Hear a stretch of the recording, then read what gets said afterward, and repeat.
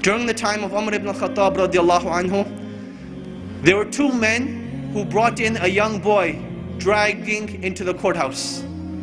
So Umar ibn al-Khattab radiallahu anhu, he asks him, what is this? What is going on? Why are you dragging him into the courthouse? They say, this boy, he killed our father.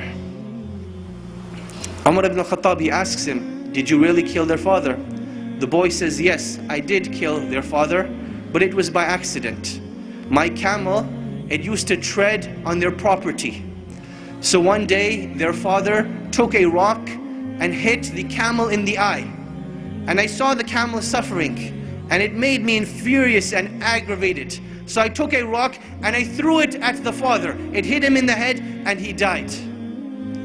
So Umar ibn al-Khattab radiallahu anhu, he asks the two brothers, will you forgive this young boy for this accident? They say, no, we want qisas, we want retribution. So Umar ibn al-Khattab radiallahu anhu, he asks the young boy, do you have any last words, any last wishes, any last requests? And the young boy says, yes. My father passed away and I have a younger brother. And my father left some money behind for my younger brother. I would like 3 days to go and retrieve this wealth from a hidden place so that I can make sure my brother gets it when I die and pass away. So Umar ibn al-Khattab, he thinks this boy is making up the story. He's like, boy, what are you talking about? What wealth, what father, what young brother? The young boy, he says, trust me. Umar ibn al-Khattab, he says, okay, I will trust you, but find a guarantor for you. Someone who will guarantee that you will come back.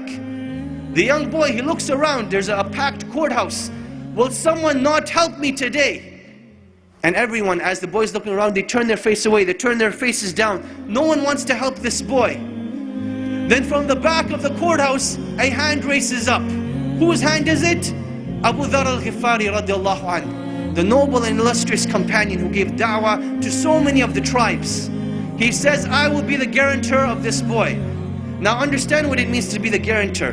Meaning that if this boy does not come back, it is the head of Abu Dharr al-Ghifari radiallahu anhu that will be chopped off, that he will be killed. Abu Dharr al-Ghifari, he says, I will be the guarantor. So the boy goes away. The first day goes by, the boy is nowhere to be seen. The second day goes by, the boy is still nowhere to be seen. Asr time comes on the third day.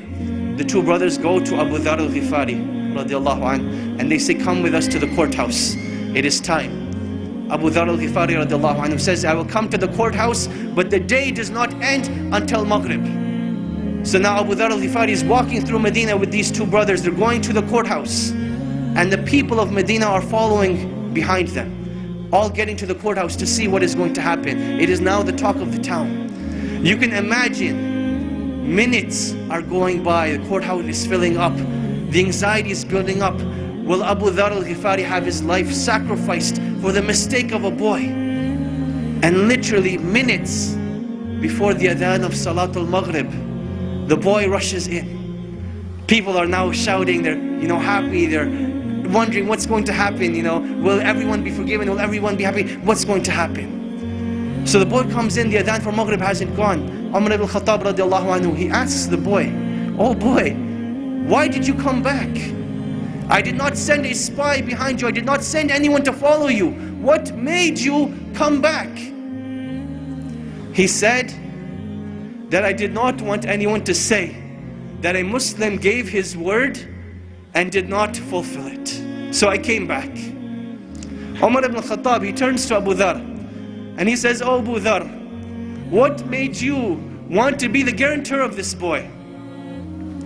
He says, I saw a Muslim in need and I did not want anyone to ever say that a Muslim was in need and no one was there to help him.